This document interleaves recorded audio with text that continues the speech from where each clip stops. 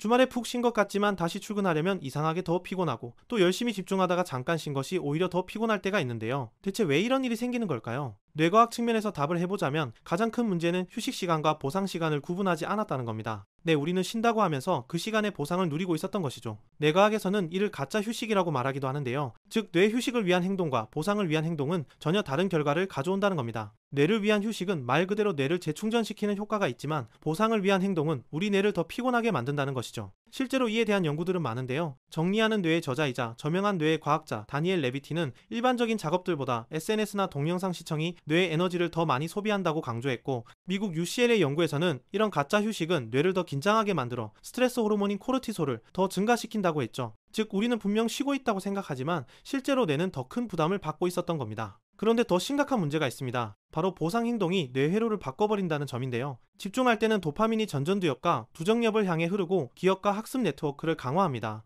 이때 뇌의 에너지가 집중 회로에 효율적으로 공급되죠. 반면 SNS나 게임 같은 보상 행동을 하면 도파민의 흐름은 전혀 다른 길로 바뀌는데요. 중뇌에서 변형계, 즉 편도체와 쾌락 회로로 향하게 되면서 감정의 뇌가 힘을 얻게 되죠. 이 과정에서 뇌의 기본 상태라 불리는 DMN, 아무것도 하지 않을 때 떠오르는 잡생각들이 자극적인 정보와 결합하면서 오염되는데요. 네, 이런 오염된 DMN은 이후 집중을 방해하는 핵심 원인이 되기도 합니다. 그리고 다시 집중 상태로 돌아오려면 도파민이 전전두엽 방향으로 바꿔야 하는데, 이미 쾌락과 보상에 빠져있는 도파민이 쉽게 말을 듣지 않는다는 겁니다. 네, 도파민은 보상을 너무 좋아하고 그 행동을 반복하는 데 특화되어 있으니까요. 괜히 도파민을 중독의 호르몬이라 부르는 이유가 있는 것이죠. 즉, 단순히 다시 집중하는 것이 아니라 쾌락 회로에서 집중 회로의 전환에는 엄청난 정신 에너지가 더 필요하고 소모된다는 겁니다. 자, 우린 휴식 시간과 보상 시간을 분리해야 한다는 건 이제 충분히 알았는데요. 그럼 그 짧은 휴식 시간에 어떻게 쉬면 가장 좋을까요? 일단 우리 뇌는 깨어있는 지금 이 순간에도 계속 노폐물이 쌓이고 있는데요. 피로를 유발하는 아데노신이나 아밀로이드 베타, 타우 단백질과 같은 찌꺼기들입니다. 미국 로체스터 대학에 따르면 깨어있을 때 노폐물이 쌓이는 속도가 배출되는 속도보다 훨씬 빠르다고 했는데요. 그래서 하루 종일 누워만 있어도 피곤한 이유는 바로 이 때문입니다. 하지만 수면 중에는 오히려 뇌에 쌓인 노폐물 배출 속도가 압도적으로 빨라지는데요. 왜냐하면 수면 상태에서 뇌세포의 크기가 약 60%로 작아지고, 그럼 뇌세포 간의 간격도 그만큼 넓어지는데, 뇌척 수액이 그 사이사이를 깊게 들어가 쌓인 찌꺼기들을 씻어내기 때문입니다. 이를 글림프 시스템이라고 하는데요. 이처럼 뇌의 진짜 휴식은 내가 좋아하는 걸 하며 시간을 보내는 것이 아니라 수면이나 수면에 가까운 상태를 통해 뇌에 쌓인 노폐물들을 씻어내는 것을 뜻하죠. 그렇다면 실생활에서는 어떻게 적용할 수 있을까요? 긴 수면이 최선이지만 현실적으로는 20분 정도의 짧은 수면, 즉 짧은 낮잠으로도 뇌 청소의 효과는 충분히 얻을 수 있습니다.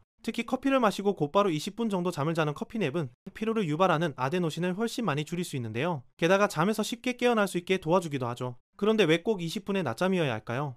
약 20분의 낮잠은 수면의 1에서 2단계에 해당하는데, 이때 외부 자극이 차단되고 뇌세포가 작아지면서 뇌 청소가 본격적으로 시작됩니다. 게다가 머릿속 기억들을 장기 기억으로 넘긴다거나 불필요한 기억은 제거하는 편집 작업도 하는데요. 로체스터 의과대학에 따르면 잠을 잔 쥐는 깨어있는 쥐보다 시냅스 크기가 평균 18% 감소한 것으로 나타났죠. 이는 잠을 자는 동안 불필요한 시냅스가 제거되어 기억의 효율이 최적화된다는 것을 뒷받침합니다. 즉, 수면을 통해 뇌는 휴식할 뿐만 아니라 수면의 타이밍을 통해 학습이나 기억도 어느 정도 조작할 수 있다는 것이죠. 하지만 낮잠이라도 수면 시간이 약 30분을 넘어가면 수면의 3단계에 해당하는 깊은 수면에 빠지게 되는데요. 그럼 너무 낮아진 각성 수준 때문에 쉽게 깨어나기 어렵고, 깨어난다 해도 한참 정신을 못 차리는 겁니다. 그래서 휴식을 덜 취하더라도 일에 집중하는 낮에는 20분의 낮잠을 추천하는 것이죠. 만약 단 20분의 낮잠도 잘 수 없는 상황이라면 딱 5분이라도 몸을 편하게 의자 같은 것에 기대고 몸을 축 늘어뜨린 후 눈을 감은 채 호흡을 천천히 내쉬고 들이마시면 좋은데요. 실제로 느린 호흡과 몸에 이완된 상태는 부교감 신경을 활성화시켜 뇌를 진정시키고 뇌세포의 크기를 줄이는 효과가 있죠. 네, 깨어는 있지만 뇌 청소 효과는 꽤 향상된다는 겁니다. 만약 이마저도 어렵다면 잠깐 일어나 걷는 방법도 좋은데요. 걷는 행위는 뇌의 자동화된 동작이라 과부하된 전전두엽의 부담을 줄여주기 때문입니다. 미국 일리노이 대학 연구에 따르면 20분 걷기 후 주의 집중력과 실행 기능이 평균 20% 향상된다고 했는데요. 즉, 걷기는 자동화된 뇌영역을 주로 사용하고 평소 일을 할 때 자주 사용하는 전전두엽을 쉬게 하는 효과가 있다는 것이죠. 이때 뇌는 아주 유연해져서 창의력이 비약적으로 향상된다는 연구도 있는데요. 소위 천재들이라는 사람들이 생각이 막힐 때 산책을 자주 한 이유도 바로 여기에 있습니다. 이처럼 앞서 말한 방법들 말고도 뇌를 휴식하는 방법은 정말 많은데요. 빗소리와 같은 ASMR을 들으며 편히 쉰다거나 산책이나 운동할 때 좋아하는 음악을 듣는 것, 또는 정해진 루틴으로 뇌를 진정시키는 방법이 있겠죠.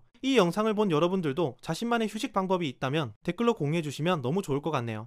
우리 뇌가 가장 취약한 부분은 다름 아닌 복잡함입니다. 실제로 강력한 문제나 어려움에는 꽤 대처를 잘하지만, 의외로 작은 문제들이 쌓이거나 경계가 명확하지 않은 문제를 만났을 때 뇌가 복잡하다고 판단하고 쉽게 포기하는 경우가 많죠. 우리의 휴식도 마찬가지인데요. 내 입장에선 쉬는 이 시간이 보상을 위한 시간인지 아니면 휴식을 위한 시간인지 헷갈리게 한다면 당연히 우리 뇌는 복잡함을 느끼게 될 겁니다. 휴식을 했음에도 오히려 더 피곤함에 당황할 것이고 충분히 쉬었음에도 집중하지 못하는 자신을 자책하게 될 테니까요. 그래서 여러분들이 더 집중하고 싶고 성과를 내고 싶다면 반드시 보상의 시간과 휴식의 시간을 분리해야 한다는 것을 꼭 기억하면 좋겠네요. 오늘은 여기까지입니다.